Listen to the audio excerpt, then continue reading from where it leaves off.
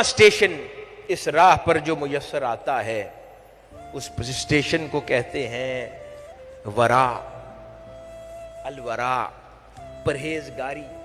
پھر یہ پانچواں اسٹیشن نصیب ہوتا ہے زہد کے بعد، جس کے بارے میں قرآن مجید میں ارشاد ہوا، اور اپنے ظاہر و باطن کے لباس پہلے کی طرح ہمیشہ پاک رکھیں۔ اپنے ظاہر و باطن کے لباس پہلے کی طرح ہمیشہ پاک رکھیں۔ یہ وہ پانچویں منزل ہے جو اس راہ پر میسر آتی ہے۔ حاضرین گرامی، اب ورا کیا ہے؟ ورا زہد سے اگلا درجہ ہے۔ ورا زہد سے اگلا درجہ ہوا کرتا ہے۔ اس میں پہلے انسان حرام کا ترک کر دیتا تھا اور شبہات والی چیزوں سے اجتناب شروع کرتا تھا۔ اب ورا کے درجے پر شبہات والی چیزوں سے بھی کلیتاً کنارہ کشی اختیار کر لیتا ہے، یعنی اس کے اندر شدت آ جاتی ہے۔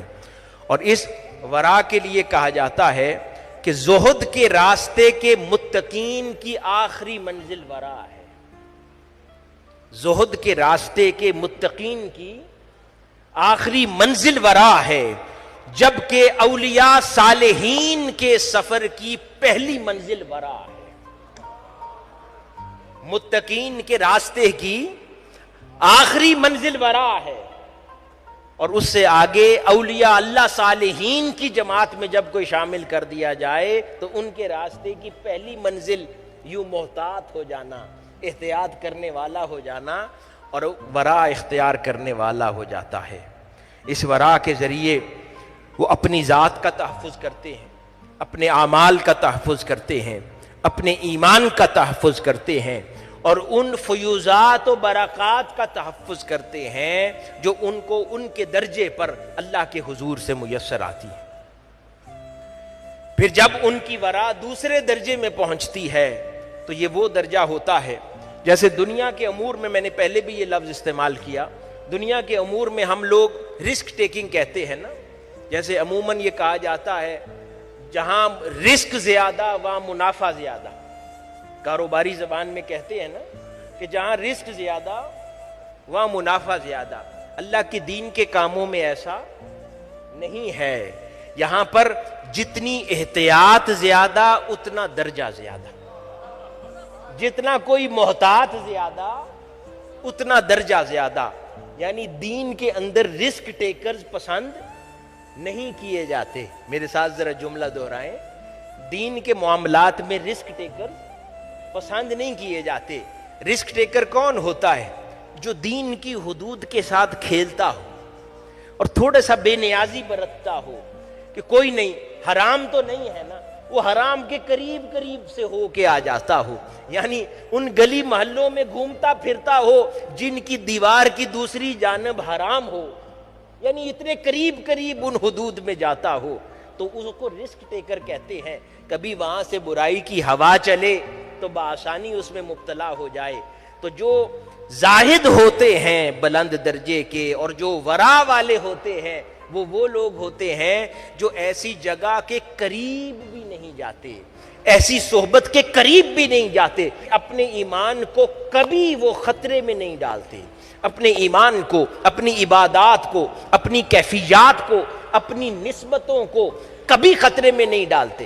یعنی مثال کے طور پر ہمیں پتہ ہے کسی شخص کا کہ وہ بے ایمانی کی باتیں کرتا ہے، بے حیائی کی باتیں کرتا ہے، وہ دین سے بیزاری کی باتیں کرتا ہے، وہ خدا پر عجیب عجیب سوال اٹھاتا ہے۔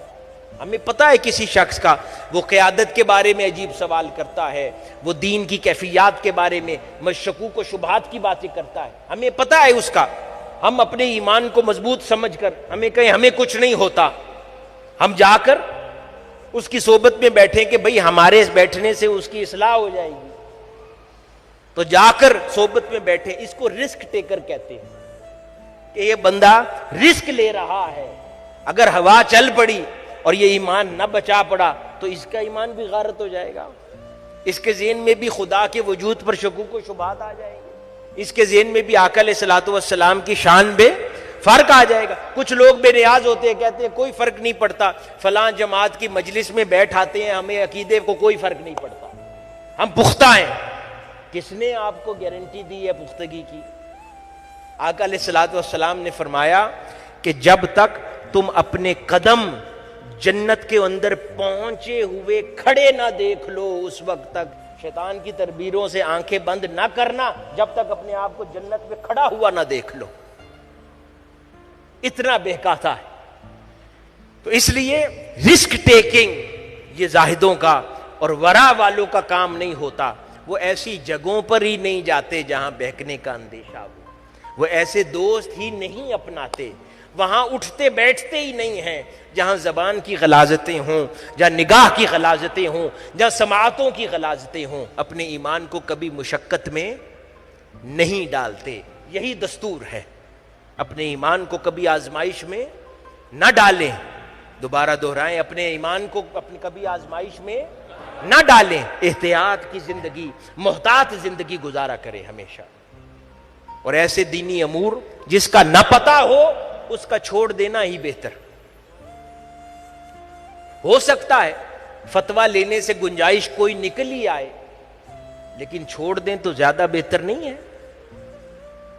اس لیے احتیاط ورا کا حصہ ہے.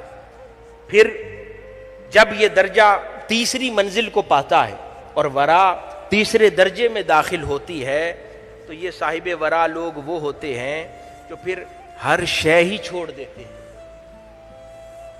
وہ پھر حلال حق بنتا بھی چھوڑ دیتے ہیں. وہ کہتے ہیں کہ مولا میرے لیے صرف تو ہے. وہ ذرا آقا علیہ الصلوۃ والسلام کا کتنا پیارا ارشاد تھا.